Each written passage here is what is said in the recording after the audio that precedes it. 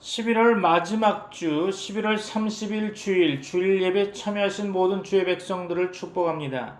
오늘 본문은 예레미야서 48장입니다. 특별히 예레미야서 48장 1절로 10절 말씀을 중심으로 하나님의 말씀을 선포하고자 합니다.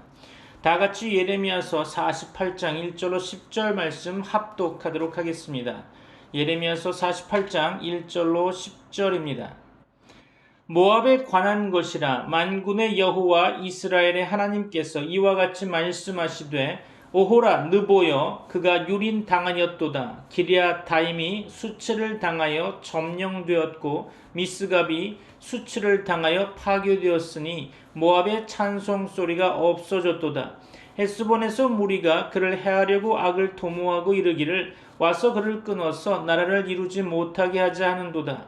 만맨이여, 너도 조용하게 되리니 칼이 너를 뒤쫓아 가리라. 호로나임에서 부르짖는 소리여, 황폐와 큰 파멸이로다. 모압이 멸망을 당하여 그 어린 이들의 부르짖음이 들리는도다. 그들이 루힛 언덕으로 올라가면서 울고 호로나임 내리막길에서 파멸의 고통스러운 울부짖음을 듣는도다. 도망하여 내 생명을 구원하여 광야의 노간주나무 같이 될지어다. 내가 네 업적과 보물을 의뢰함으로 너도 정복을 당할 것이요, 그 못쓰는 그의 제사장들과 고관들과 함께 포로되어 갈 것이라. 파멸하는 자가 각 성읍에 이를 것인즉 한 성읍도 면하지 못할 것이며, 골짜기가 멸망하였으며 평지는 파멸되어 여호와의 말씀과 같으리로다. 모압의 날개를 주어 나라 피하게 하라. 그 성읍들이 황폐하여 거기에 사는 자가 없으리로다. 여호와의 일을 게을리하는 자는 저주를 받을 것이요, 자기 칼을 금하여 피를 흘리지 아니하는 자도 저주를 받을 것이로다. 아멘. 그렇습니다. 올해는 예레미야서를 통해서 하나님께서 이 시대에 우리에게 주시는 음성을 함께 나누고 있습니다. 예레미야는 눈물의 선지자로 불렸습니다. 그 이유는 그의 인생이 유난히 힘들어서가 아니라 무너져가는 나라와 완악해진 하나님의 백성을 향해 흘리는 하나님의 눈물을 대신했기 때문일 것입니다. 예레미야는 BC 627년 유다의 젊은 왕 요시야 시대의 부르심을 받았습니다. 그리고 40년 동안 유다가 망하기까지 한 시대 전체를 꿰뚫는 메시지를 전했죠. 그의 사역 기간은 크게 세 시대로 나눌 수 있는데요. 첫째로 요시야 왕 시대입니다. 마지막 부흥의 기회였던 시대였죠. 요시야 왕은 개혁을 일으키며 성전을 정비하고 율법을 회복하려 했습니다. 하지만 백성들은 겉으로만 변화했고 마음은 돌아오지 않았죠. 예레미야 선지자는 마음의 할례를 받으라 라고 외쳤지만 반응은 미미했습니다. 둘째로 여호야김 시대입니다. 하나님을 대적하던 시대였죠. 요시야 왕이 죽고 애굽의 꼭두각시가 된 여호야김이 왕이 되자 분위기는 급격히 바뀌었습니다. 왕은 예레미야의 예언서를 칼로 잘라 불에 던져 태워버릴 정도로 하나님의 말씀을 거부했죠. 셋째로 시드기야 시대입니다. 나라가 완전히 무너지던 시대였죠. 바벨론이 포위하고 경제가 파산되고 국가가 흔들리는데도 백성들은 회개보다 거짓 선지자들의 달콤한 말을 더 좋아했던 시대였죠. 결국 BC 586년 예루살렘은 무너지고 성전이 불타며 나라가 사라지고 말았죠. 예레미야서는 바로 이 절망의 시대에 주신 하나님의 마지막 사랑의 부르심이었습니다. 예레미야 시대의 유다 사회는 여러 문제를 갖고 있었죠. 첫째로 종교적 타락이 있었습니다. 성전은 남았으나 하나님은 떠난 시대죠. 백성들은 성전에 모여 예배했지만 실제로는 바알 신상, 아세라 목상, 하늘의 여신에게 제사했죠. 입술로는 하나님을 말했지만 삶은 우상으로 가득 찬 영적 혼합주의였던 것입니다. 둘째로 사회적 불의가 만연했던 시기였습니다. 약자를 착취했고 정의가 무너진 그런 시대였죠. 예레미야는 당시 유다를 가리켜서 고아와 과부를 돌보지 않고 뇌물로 재판을 굽게 하는 시대라고 말했습니다. 그들은 종교적 의식만 지켰지 사랑과 정의라는 하나님의 마음은 버렸던 것입니다. 셋째로 외교적으로 혼란스러운 시기였습니다. 강대국 사이에서 흔들리던 나라가 바로 유다였죠. 애굽은 남쪽에서 바벨론은 북쪽에서 강하게 일어나며 중동 세계를 흔들었습니다. 유다는 하나님께 묻기보다 정치적 동맹과 인간적 계산으로 나라를 지키려 했죠. 그러나 예레미야 선지자는 하나님께 돌아와야 산다라고 외쳤습니다. 이 시대를 향한 메시지는 하나님은 지금도 마음을 찾으시는 것입니다. 예레미야서가 우리에게 전하는 핵심 메시지는 단순합니다. 겉모습이 아니라 마음을 하나님께 돌이키라는 거죠. 예레미야 선지자는 백성이 겉으론 신앙생활을 했지만 마음의 주인은 하나님이 아니라 세상이었음을 고발하고 있습니다.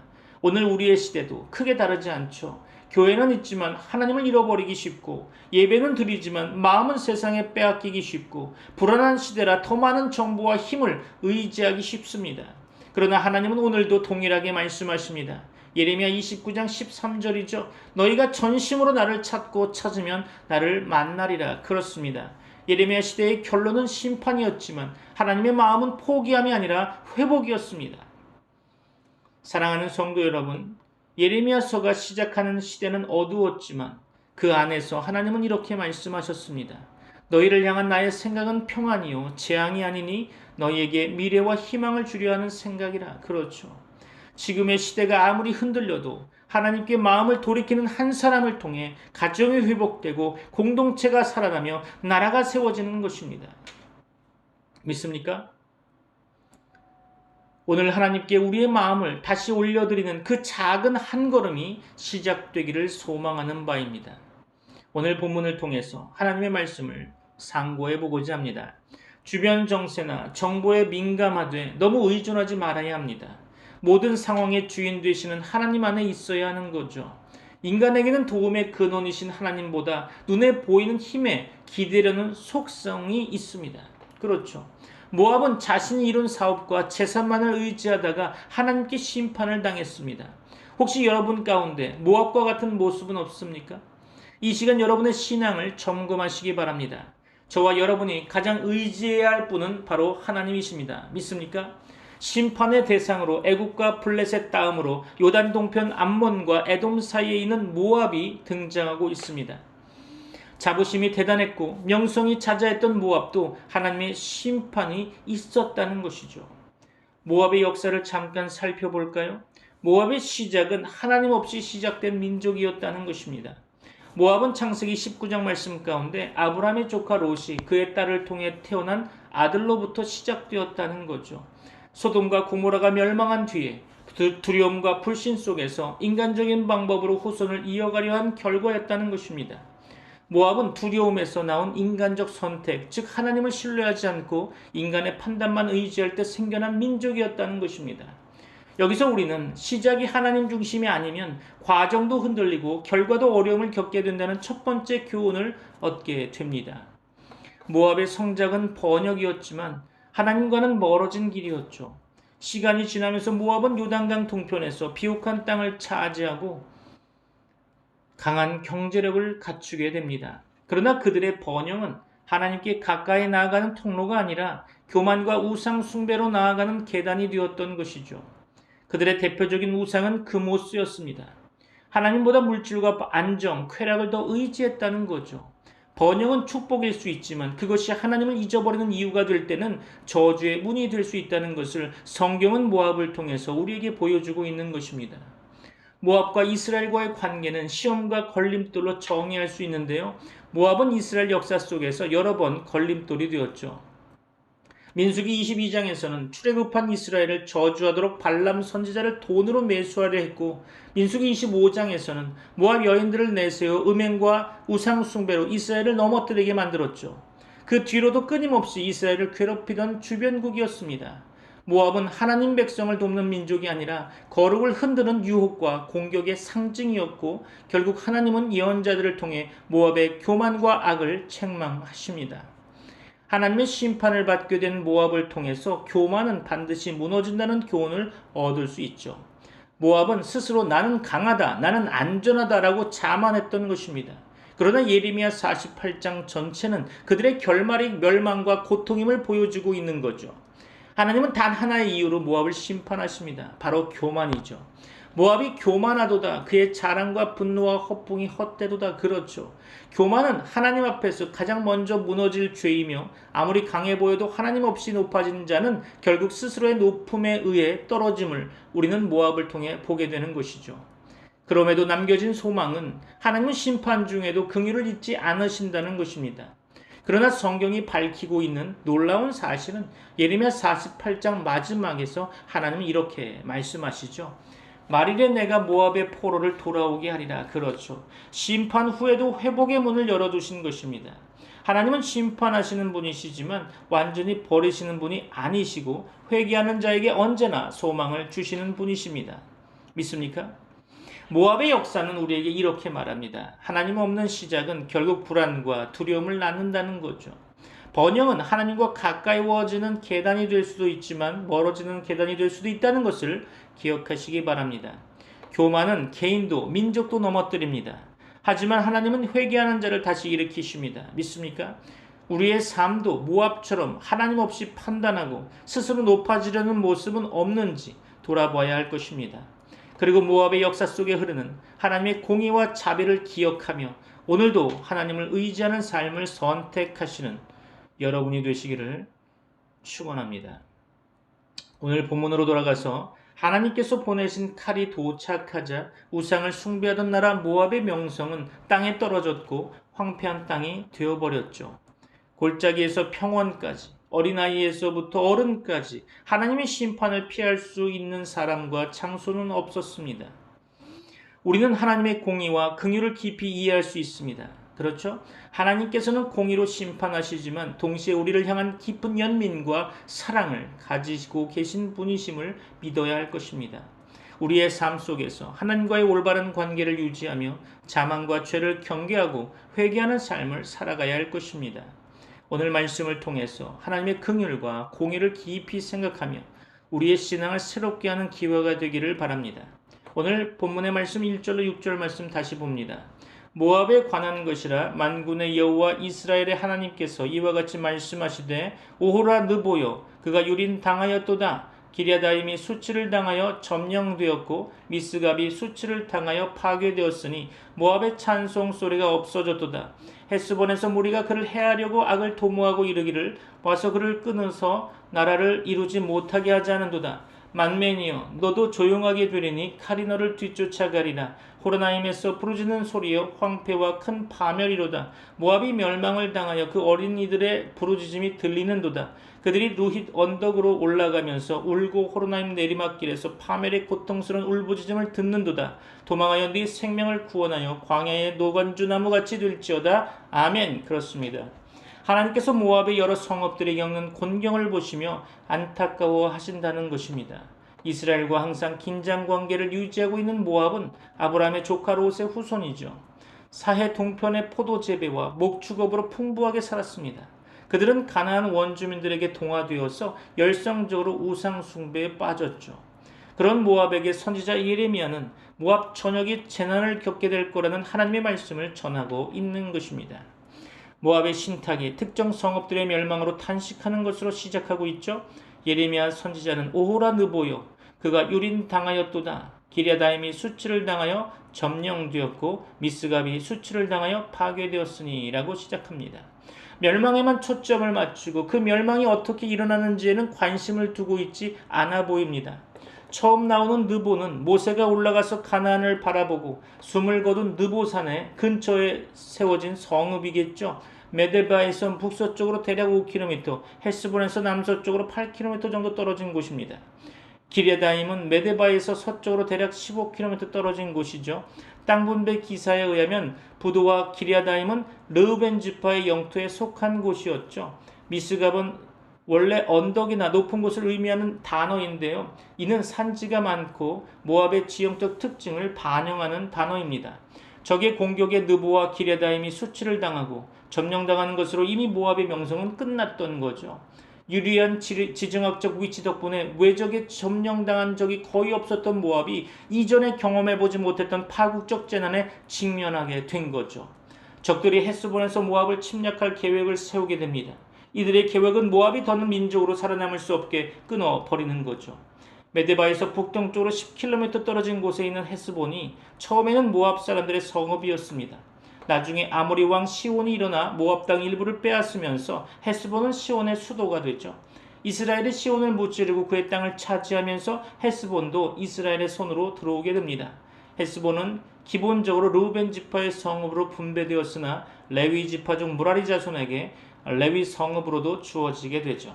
자, 정리하면 헤스본은 원래 모압의 성읍이었으나 아모리 왕 시온의 수도가 되었다가 이스라엘이 요단 동쪽을 정복하면서 르우벤 지파의 영토가 되었고 그 안에서 레위 지파 즉 무라리 자손의 성읍 역할도 했던 도시라는 것입니다.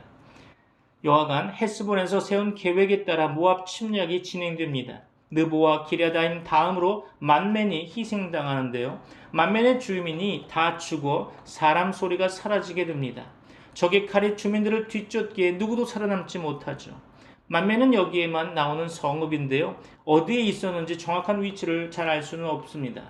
네 번째 희생자는 호로나임이죠. 호로나임에서 황폐와 큰 파멸이로다 하고 울부짖는 소리가 들리게 됩니다. 호로나임이 적의 공격을 받아 폐허가 되고 그곳 주민들이 절망적으로 부르짖는데요.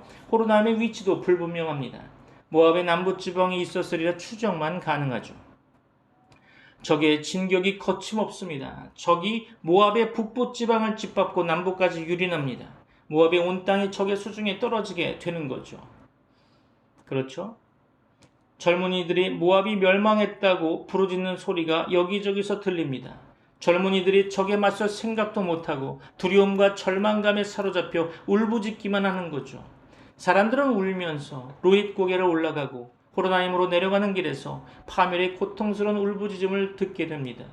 적이 호로나임을 친다는 소리를 듣고 루잇 사람들이 피난길에 오르는데요.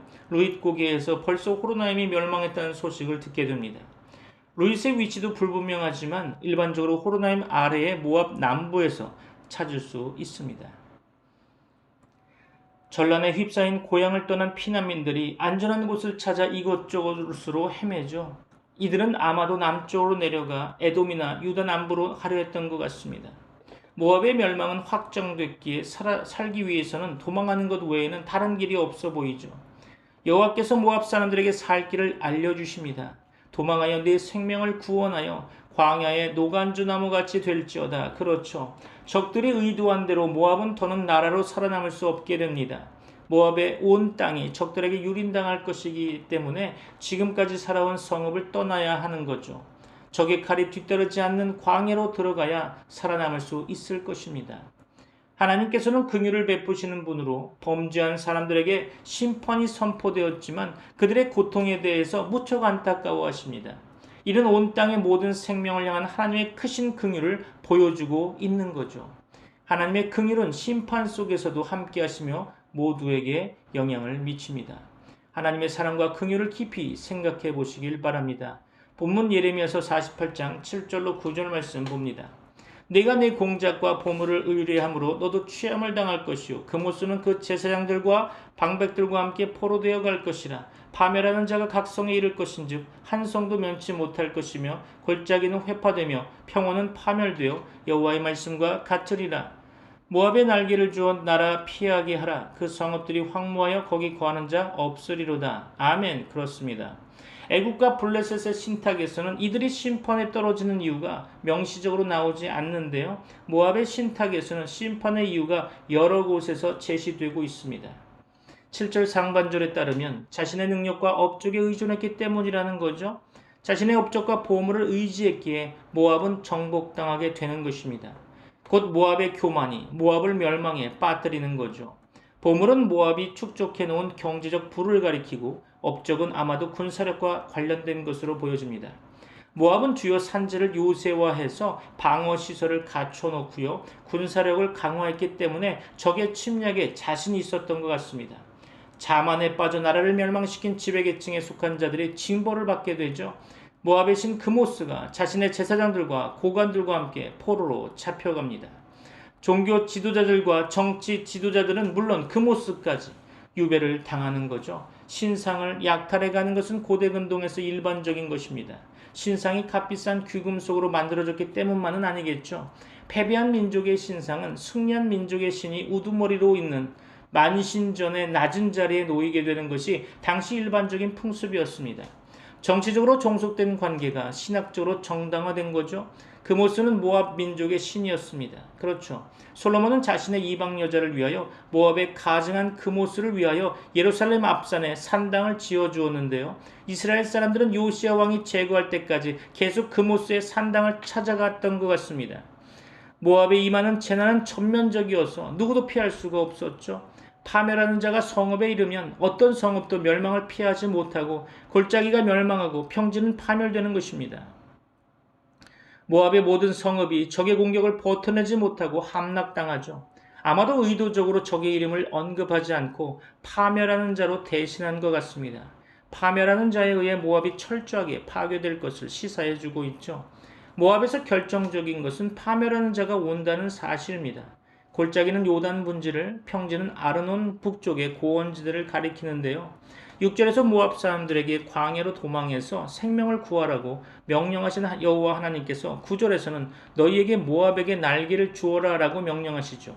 수사적 명령이기 때문에 너희의 정체는 별 의미가 없어 보입니다. 뒷전은 칼에 죽지 않으려면 모압 사람들은 할 수 있는 한 빨리 성읍을 떠나서 도망해야 한다는 거죠. 절망하거나 울부짖을 여유가 없습니다. 어떻게 해서건 힘을 내서 적이 미치지 못하는 광야로 도망해야 합니다. 도망하지 않고 성에 남는다면 재난을 벗어날 수 없을 것입니다. 모압의 성읍들은 폐허가 되고 그곳에 사는 사람이 아무도 없을 것입니다. 하나님의 심판은 철저하고 완전합니다. 심판의 때에는 하나님의 사랑으로 심판이 가려져서는 안 될 것입니다. 심판의 칼을 멈추면 심판자들이 저주를 받을 것입니다. 심판을 위임받은 자들은 철저히 임무를 수행해야 하는 거죠. 교만한 사람들은 반드시 심판을 받을 것입니다. 심판은 철저하고 냉정하죠. 하나님께서는 심판의 도구들이 철저히 그 임무를 수행하기를 원하십니다. 오늘 본문의 말씀 마지막으로 10절 말씀 봅니다. 여호와의 일을 게을리하는 자는 저주를 받을 것이요 자기 칼을 금하여 피를 흘리지 아니하는 자도 저주를 받을 것이로다. 아멘. 그렇습니다. 하나님께서 내리시는 심판은 철저하게 임합니다. 교만한 모압을 심판하시기 위해 세속적인 바벨론의 욕망을 이용하시는 거죠. 그렇죠? 하나님께서는 심판의 도구인 바벨론의 게으름을 용납하지 않으실 것입니다. 심판의 칼을 멈추면 도리어 그들이 저주를 받게 되는 거죠. 이제 이야기하는 사람이 예언자로 바뀝니다. 예언자가 여호와의 일을 소홀히 하는 자들에게 저주를 선언하고 있죠. 여호와의 일은 모압을 침략해서 폐허로 만드는 일로 3절의 헤스본에서 모압을 침략할 계획을 세운 자들, 곧 8절 말씀에 파멸하는 자에게 주는 경고입니다. 모압의 멸망이 여호와의 의지에 속하기에 심판의 도구로 택함을 받은 자들은 모압이 완전히 파괴될 때까지 자비를 베풀거나 연민을 갖지 말고 칼을 휘둘러야 합니다. 겉으로는 모압을 심판하시는 여호와 하나님의 의지가 얼마나 확고한지를 보여주는 표현이죠. 모압의 멸망은 어떤 경우에도 모압이 떨쳐낼 수 없는 여호와께서 씌우신 운명의 굴레인 것입니다. 그렇죠?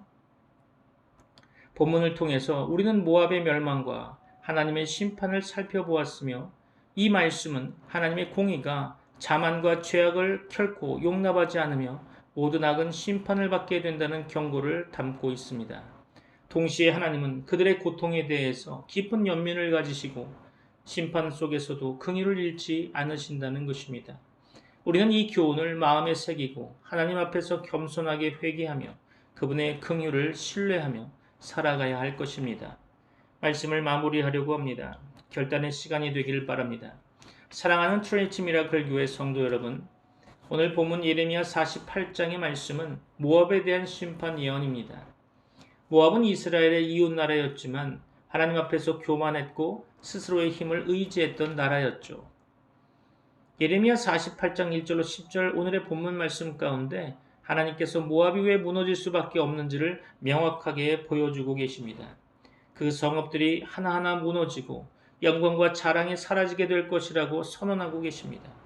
이 말씀은 단순히 한 나라에 대한 옛날 이야기가 아니라 오늘 우리 신앙의 거울이 되는 거죠. 자, 모압의 문제가 뭐였습니까? 바로 안일함과 교만이었죠. 오늘 본문의 말씀 후반부인 11절에서 모압을 찢기 위해 머물러 있던 포도주로 비유하고 있습니다. 즉 흔들리지 않고 편안하게 변화 없이 살았던 민족이라는 뜻이죠. 예레미야 48장 2절과 7절 말씀 가운데 그들의 의지점이 드러납니다. 하나는 자신의 공업, 즉 스스로 잘 해냈다는 자부심이고, 또 하나는 자기 보물, 즉 세상의 안정과 소유였다는 것입니다. 그들은 말합니다. 우리는 잘 살아왔다. 우리 성은 견고하다. 우리 재산은 굳건하다. 우리는 괜찮다. 그렇죠. 그러나 하나님은 그들의 교만과 자기 확신을 꿰뚫어 보셨습니다. 그리고 선언하시죠. 모압이 망하리라. 왜냐하면 하나님이 아닌 것을 의지했기 때문이겠죠. 오늘 말씀의 본문 3절로 5절 말씀 가운데 모압 땅의 울음소리가 가득합니다. 평소 안전하다고 생각했던 성읍들 느보, 기리아다임, 미스가 이 차례로 무너지고 있죠. 이는 하나님 없이 쌓아 올린 모든 안정감은 무너질 수밖에 없다는 사실을 보여주고 있는 것입니다. 또 10절 말씀은 매우 강한 경고의 말씀을 우리에게 들려주고 계시죠. 여호와의 일을 태만히 하는 자는 저주를 받을 것이요. 그렇습니다. 모압은 하나님을 무시했을 뿐 아니라 하나님께서 이루시는 일, 정의, 사랑, 진리, 순종을 등한히 여겼다는 것입니다. 그들의 종교는 형식뿐이었고 삶의 중심에는 오직 자기 자신과 자기 만족만 있었던 것입니다. 오늘 우리에게 주시는 메시지는 한마디로 안일함 속에서 깨어 일어나라는 것입니다. 사랑하는 성도 여러분, 모압의 이 이야기는 오늘 우리가 듣기엔 매우 먼 나라 이야기로 들리겠지만 가만히 들여다보면 우리 신앙의 현실로 보여질 것입니다. 기도해야 하는 줄 알지만 편안함이 우리를 붙잡을 때, 말씀을 붙잡아야 하는데 세상 지혜가 더 익숙해질 때, 하나님을 의지한다 말하지만 실제로는 직장, 돈, 건강에 더 의존하게 될 때 나는 괜찮다, 이 정도면 된다는 생각이 우리를 지배하게 되면 그 순간 우리는 모압과 같은 안일함의 포도주 항아리 속에 머물고 있는 것입니다. 하나님은 오늘도 우리를 흔드십니다. 깨어 일어나라. 너를 흔들어 새 향기가 나게 하겠다. 그렇죠. 아니라면서 벗어나는 지름길은 단순합니다. 하나님을 다시 중심에 모시고 겸손히 무릎 꿇고 순종의 작은 한 걸음을 다시 떼는 것입니다. 이 작은 순종은 우리의 마음을 깨우고 가정과 신앙을 새롭게 하면서 하나님께서 우리 삶에 새 일을 행하시는 통로가 되는 것입니다. 모압의 심판은 파괴가 목적이 아니라 오랜 세월 안일함 속에 빠져있던 자를 깨우기 위한 하나님의 사랑의 또 다른 표현인 것입니다. 혹시 오늘 우리의 삶 속에 하나님께서 작은 흔들림, 예상치 못한 문제, 마음의 불편함으로 찾아오셨습니까? 그 흔들림은 심판이 아니라 우리를 더 깊은 은혜로 초대하시는 하나님의 손길일 수 있다는 것을 기억하시기 바랍니다. 오늘 이 말씀 앞에서 우리의 의지하던 것들을 내려놓고 겸손히 하나님께 마음을 돌이키는 복된 결단이 우리 모두에게 일어나기를 주 예수 그리스도의 이름으로 축원합니다. 기도하겠습니다. 지금은 우리 주 예수 그리스도의 은혜와 하나님의 사랑과 성령님의 교통하심이 트리니티 미라클 교회 모든 권속들과 세계 교회 위에 이제부터 영원까지 함께 있을지어다. 아멘. Heavenly Father, thank you for speaking to us through your word today. As we have heard the warning given to Moab, help us to recognize any pride, complacency, or self-reliance in our own hearts. Shake us gently where we have become too comfortable and draw us back to a place of humility and obedience before you. Lord, teach us to depend on you alone, not on our own strength, achievements, or possessions. Renew our hearts, awaken our spirits, and empower us to walk faithfully in your ways.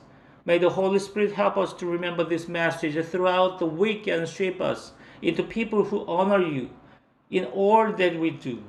We commit ourselves to you once again. In Jesus' name we pray. Amen.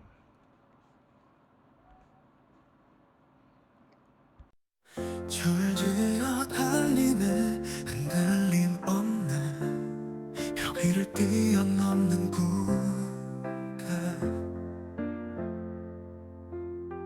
멈출 수 없는 그 발걸음 그 무엇도 막을 수 없네 하늘이 어두워지고 태양은 빛을 잃네 별들고 그 빛을 감추고 대지의 심판이 임하니 주님은 날 가까이 오네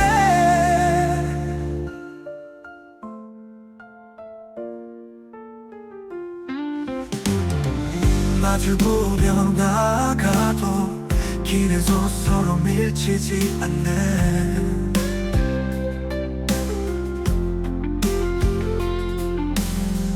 모든 방어도 무너지고 그들 앞에 저항이 없네, 없네. 하늘이 어두워지고 태양은 빛을 잃네. 별들도 그 빛을 감추고 대지의 심판이 이 날이 주님의 날 가까이 오네.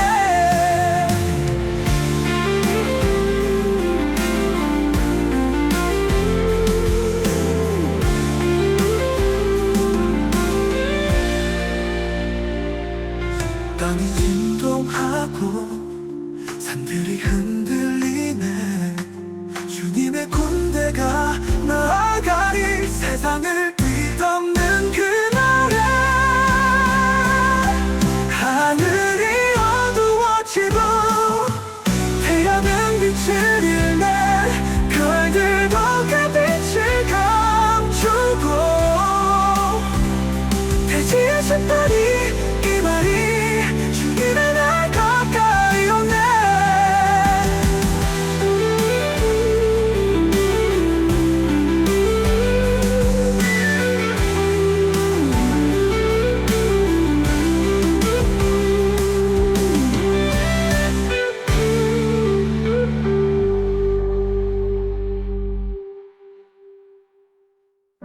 땅이 진동하고 산들이 흔들리네. 주님의 군대가 나아가리. 세상을 뒤덮는 그날에